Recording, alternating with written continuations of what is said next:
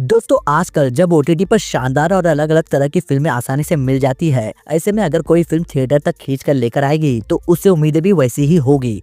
लेकिन मालिक इन उम्मीदों पर ज्यादा खरा नहीं उतर पाता। राजकुमार राव का परफॉर्मेंस जरूर कमाल का है, लेकिन फिल्म की स्टोरी और ट्रीटमेंट उतना ही पुराना और थका हुआ लगता है। फिल्म की सबसे बड़ी प्रॉब्लम है इसकी बहुत ही प्रेडिक्टेबल और आउटडेटेड स्टोरी लाइन। गैंगस्टर बनने, दोस्ती, धोखे और पावर की लड़ाई, ये सब हमने ऑलरेडी कई बार देखा हुआ है और यहाँ पर कुछ भी नया नहीं लगता। जो ट्विस्ट आने चाहिए थे वो बहुत ही पहले से अंदाजा हो जाता है, यानी कि प्रेडिक्टेबल थे। जिस तरह की गैंगस्टर फिल्म बनाने की कोशिश की गई है वैसी फिल्में साउथ से लेकर हिंदी तक ऑलरेडी कई बार आ चुकी है और ज्यादातर उनमें से ये पीछे ही रह जाती है। अब अगर बात करें राजकुमार राव की, तो उन्होंने अपने रोल में जान डाल दी है। वो हर सीन में रियल लगते हैं, इमोशन उन पर सही बैठता है और आप उनकी परफॉर्मेंस से जुड़ते भी हो। लेकिन जैसा कि मेरे एक दोस्त ने कहा था, एक बात होती है ना ऑरा, वो चीज यहाँ पर मिसिंग लगती है।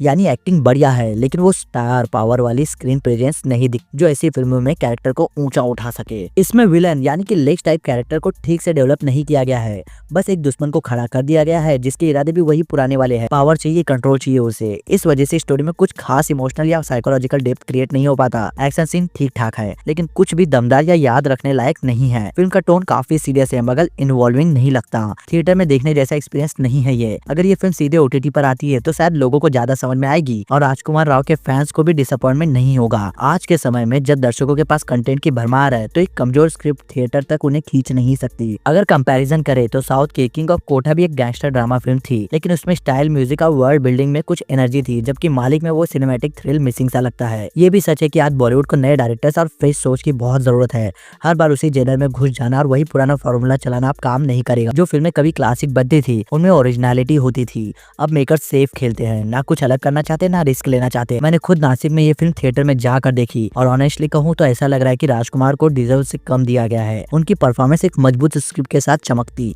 बाकी सब बस ठीक ठाक सा ही, कुछ खास नहीं लगा। और अब तो ऐसा वक्त आ गया है जहां ऑडियंस को थिएटर तक लाना ही मुश्किल है। मैंने पिछले साल चद्दू चैंपियन देखी थी।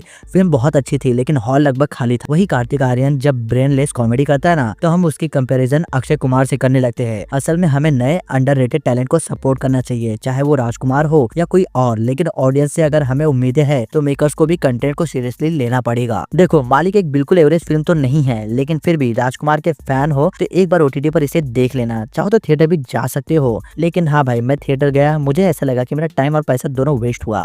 कहानी में दम नहीं है, ट्रीटमेंट पुराना है और डायरेक्शन बस ठीक था। एक्चुअली मैं राजकुमार राव के कैरेक्टर को गैंगस्टर में रोल में पहली बार देखने के लिए गया था और मेरी एक्सपेक्टेशन थोड़ी हाई हो गई थी, तो हाँ भाई, इसीलिए मैं थोड़ा डिसअपॉइंट हुआ। लेकिन नहीं, अगर आप इसके बड़े फैन हो और आप लो लेवल के एक्सपेक्टेशन लेकर जाते हो तो आप डिसअपॉइंट नहीं होगे, इसकी गारंटी दे सकता हूँ।